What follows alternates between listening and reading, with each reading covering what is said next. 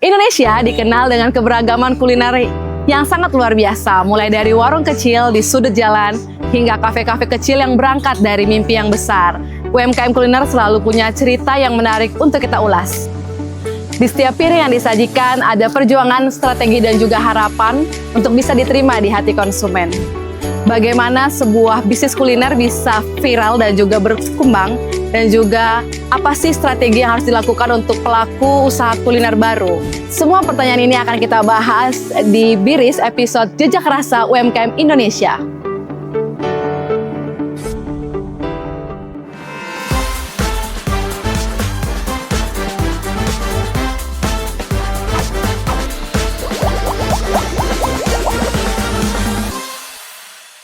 Hai Besti Bulog, kembali lagi dengan saya Yuniar di Biris Food Stories.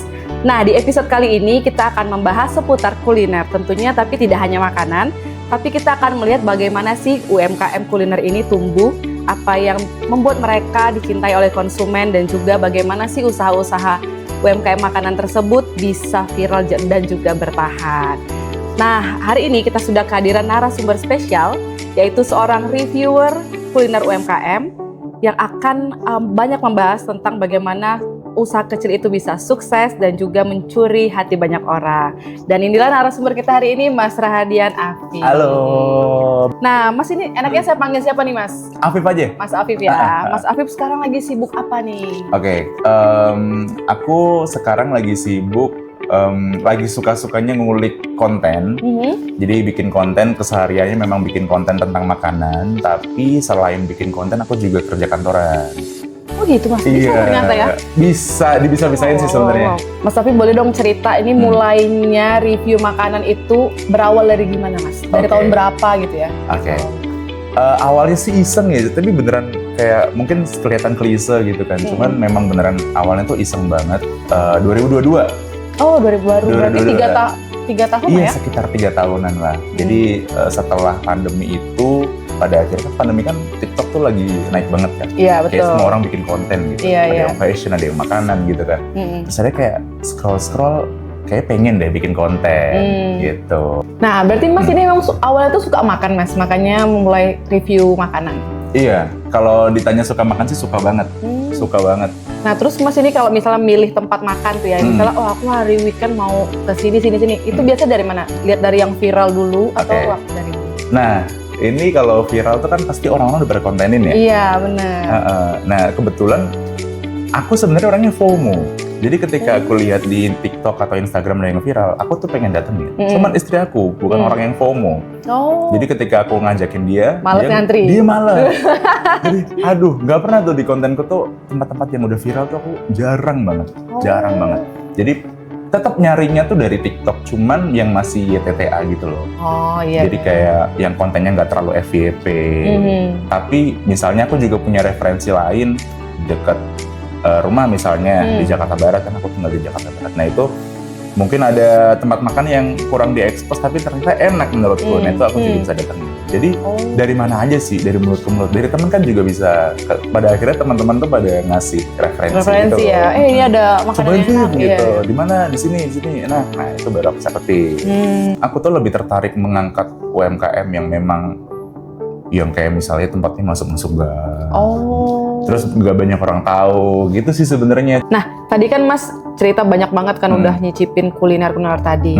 Apa sih faktor yang buat orang itu tertarik datang? Misalnya saya nih Mas lihat TikTok tuh kan, mungkin kita cuma lihat ambience-nya enak nih, makanannya kayaknya enak gitu. Tapi apa sih faktor utama penentu? Mungkin kalau misalnya untuk datang pertama kali pasti dari viral atau enggaknya. Pertanyaannya apakah mereka balik lagi dan lagi? Untuk balik kedua kalinya, ketiga kalinya, nah itu udah main kerasa sih menurut aku. Memang rasa berarti sebenarnya faktor utamanya. Faktor utamanya untuk orang itu bisa balik lagi dan lagi. Jadi viral sih, untuk viral sekarang gampang banget. Cuman untuk mempertahankan crowd-nya itu, yang nantinya pada akhirnya bertahan sampai berapa lama itu sih yang menurut aku susah ya. Mungkin 2 bulan, 3 bulan doang ramenya. Terus akhirnya nanti sepi lagi. Ya banyak faktor sih sebenarnya, banyak faktor. Mungkin mereka tidak bisa menjaga crowd-nya. Mereka ketika rame mereka bingung, terus akhirnya berpengaruh kepada rasa. Servisnya dulu nih, servisnya lama nih, iya kan? Jadi kitchennya chaos segala macam. Pada akhirnya makanan yang di serve pun juga ya udah gitu. Seadanya lah. Seadanya, rasanya beda sama yang aku rasain di awal. Gitu. Pada akhirnya orang juga kayak gitu, sekedar tahu aja. Mas, tapi pertanyaannya nih kan kalau yang viral-viral itu berbau makanan yang kekinian gitu ya. Nah, ada nggak sih kayak kuliner makanan yang misalnya lebih ke cita rasa Indonesia, misalnya nasi bebek atau apa gitu, yang menurut Mas ini nih legendnya nih gitu? Iya. Pasti ada sih. Maksudnya kalau nggak cuma sekedar donat, cheesecake, matcha, nggak cuma sekedar itu doang sih. Cuman kalau menurut aku nasi bebek atau mungkin makanan-makanan Indonesia lain itu ada yang mungkin nggak usah di konten aja udah rame sebenarnya. Iya ya. Iya, jadi orang-orang udah pada tahu kalau itu tuh enak gitu loh. Tapi ada juga yang mungkin masih butuh exposure. Nah itu tuh yang harus diangkat sebenarnya. Jadi supaya mereka tuh bertahan gitu. Ya kita ngomongin let's say nasi bebek lah ya, dari Madura bumbu hitam, wah enak banget itu kan. Iya betul. Enak banget. Tapi pasti semua orang tuh punya versi masing-masing. Kalau aku suka si ini, aku suka si ini gitu kan.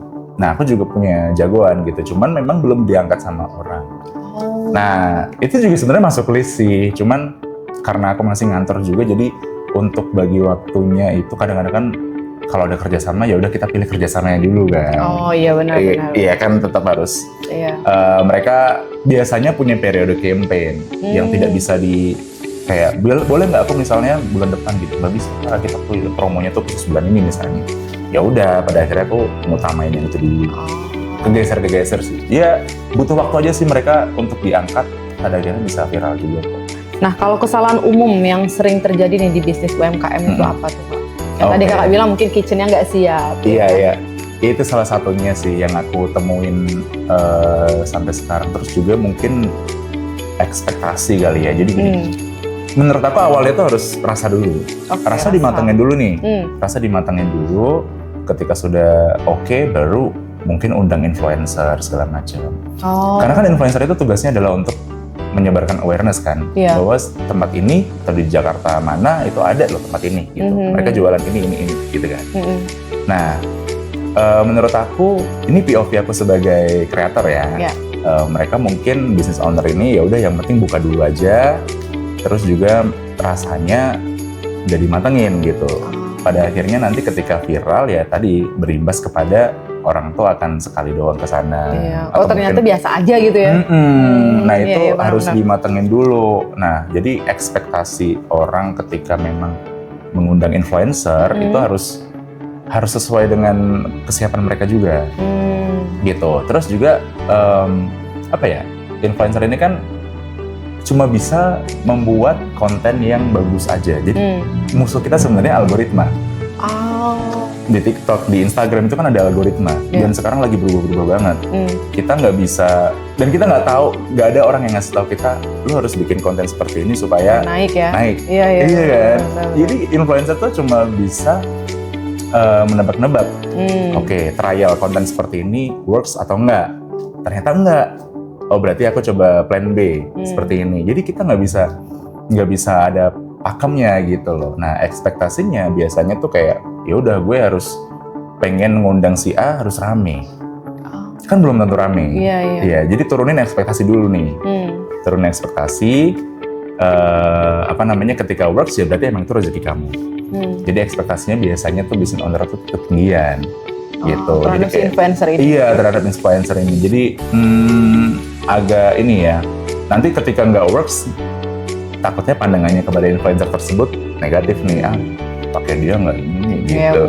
Kurang nih gitu. Gitu sih. Terus yang kedua ya tadi kalau memang mau rame, kitchennya harus siap rame. Itu udah harus makanya aku selalu kalau misalnya aku visit ke sebuah tempat dan aku berkesempatan untuk ngobrol sama si owner misalnya ya, pasti aku ngomong ketika udah mulai ngundang influencer harus siap dari konten siapa, konten itu bisa rame gitu loh. Belum tentu dari kontenku juga. Bisa jadi konten influencer lain lebih boom gitu kan, viewersnya bisa jutaan mungkin. Ramenya TikTok dan Instagram itu tidak enak untuk orang yang tidak siap. Bisa loh baru upload sejam langsung diserbu sama orang.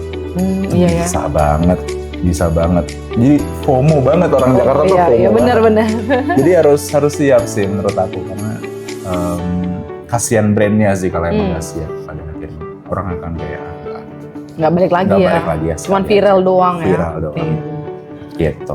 2 poin itu sih kesalahan bisnis owner menurut aku ya, POV aku sebagai content creator. Gitu. Nah, berarti tadi kan yang kita harus punya dulu rasa enak, baru setelah itu barulah brandingnya ya. Betul. Nah, menurut aku tuh tetap harus rasa dulu kan. Ketika rasa udah oke, udah mateng, baru mikirin brandingnya. Jadi branding itu bisa di TikTok, bisa di Instagram. Nah, menurut aku juga, kan aku sebagai audiens, aku memosisikan diri sebagai customer kan. Ketika aku mau datang ke sebuah tempat, kan aku pasti kepoin dulu Instagramnya mereka, TikToknya mereka, menunya apa aja sih, gitu. Nah, itu, apa ya, menurut aku sih, kalau bisa sih membuat konten yang tidak terlalu jualan. Misalnya nih, mereka punya sebuah atau sebuah icon yang nanti mungkin akan lucu-lucuan di situ misalnya. Itu kan dipakai juga sama sebuah brand gitu kan. Cara seperti itu tuh ternyata works juga loh. Orang itu nggak kayak, ayo beli produk gue. Nggak hard selling lah ya. Iya, nggak hard selling gitu. Jadi kan orang tuh, menurut aku sekarang orang itu lebih suka diceritain daripada storytelling, benar. Iya, storytelling kan. Lebih suka diceritain daripada ditawarin. Nah, ini juga mungkin masukan untuk para pelaku usaha ya. Menurut aku mereka harus melek digital mau nggak mau ya. Sekarang harus ngikutin trennya seperti apa. At least mereka punya akun Instagram sih. Itu menurut aku udah penting banget. Minimal ya. Minimal. Jadi mungkin bisa dari anaknya. Mungkin bisa, misalnya aku punya bapakku jualan soto misalnya kayak tadi soto Lamongan misalnya.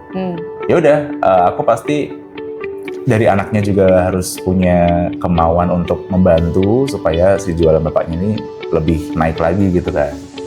Oke nih, Mas, pertanyaan terakhir. Kan tadi Mas dari Solo nih, apa rekomendasi makanan khas Solo yang kayak ini nih gongnya, Solo harus nyobain ini gitu. Solo tuh luar biasa loh, maksudnya aku kan kalau pulang biasanya tuh 4 bulan sekali, 5 bulan sekali, atau mungkin paling lama 6 bulan sekali lah. Pulang tuh pasti ada yang baru kan? Oh iya? Ada aja yang baru, kafe lah, apalah. Cuman kalau kita ngomongin soal kafe kan di Jakarta juga banyak. Ya makanya yang legend kan? Jo. Yang legend deh, legend. Legend dan harus gong. Cobain sate buntel. Sate buntel. Pernah cobain nggak? Enggak. Itu sate ayam atau sate daging sapi? Oh sapi. Jadi ada sate kambing. Dia kambing, lebih ke kambing. Jadi dia itu ukurannya besar. Satu porsi cuma 2 tusuk.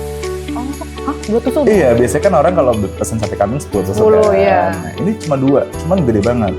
Jadi kayak dia itu dagingnya digiling dulu, dagingnya dihalusin, terus akhirnya kayak dijadiin satu. Dijadiin satu, jadi kayak lonjong, tapi gendut gitu. Nah, kalau satu porsi 2 tusuk itu udah kenyang banget. Nah, nanti cita rasanya itu dia lebih ke manis pasti ya Solo ya. Solo biasanya manis sama ada pedes-pedesnya juga sih.